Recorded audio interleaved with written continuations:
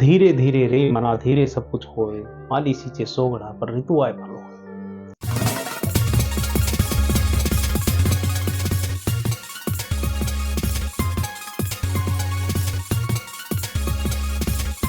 Health, wealth, relationship, parenting and productivity के लिए देखिए ओपी बागड़ी शो।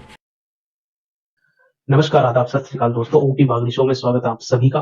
दोस्तों, आज हम इस बात को समझने की कोशिश करेंगे कि रिदम का, लगातार अभ्यास का, कंसिस्टेंसी का जीवन में क्या महत्व है।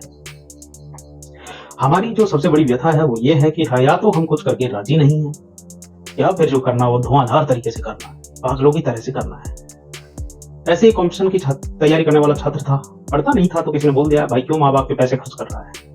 भाई साहब को बुरा लग गया, सोगन खा के बैठ गया कि अब तो लगातार पड़ेगा, बिना ये सोचे समझे कि मेरे शरीर की सीमाएं कहाँ तक हैं, उनको बढ़ाने में कितना समय लगेगा, रिक्वायरमेंट के अनुसार किस प्रकार शरीर को जरूरत के अनुसार ढालना है, अनुकूलता किस प्रकार डेवलप करनी है, कैसे शारीरिक समस्याओं से सामना करना है, और बैठ गए जनाब तपस्या पर। दोस्त आया, भाई आज चले घूमने, तो छूटते बोला आ गया से यहाँ गया टाइम वेस्ट करने।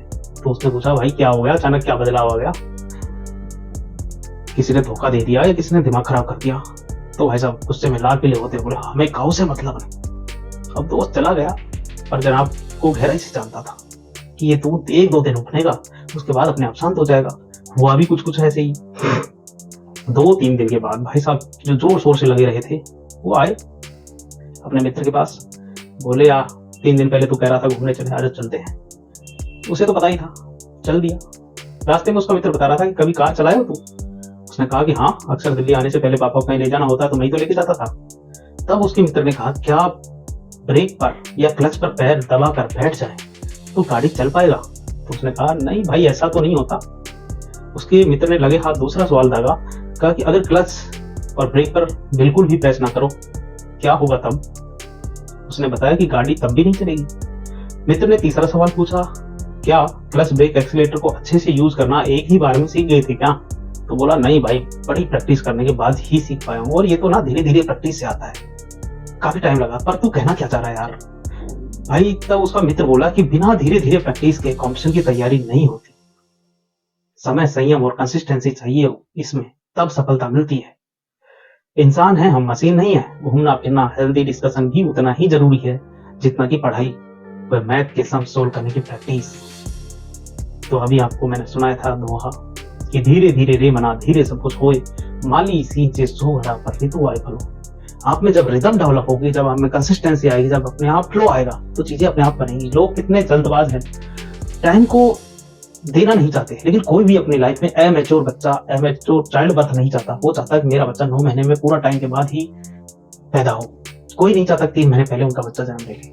बाकी सारी चीजें उनको जल्दी जल्दी चाहिए। तो दोस्तों, जो काम प्रकृति की रफ्तार से हो रहे हैं उनको होने दें।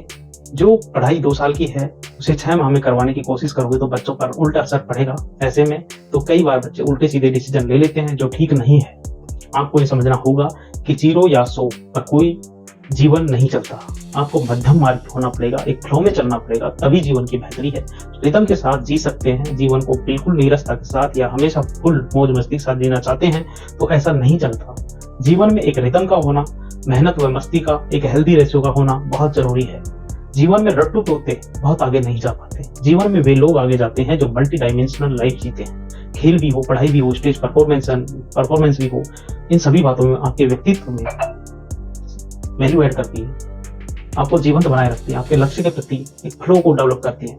करत करत अभ्यास के जड़मति होत सुजान, रसरी आवत जाते सिल पर पड़त निशान।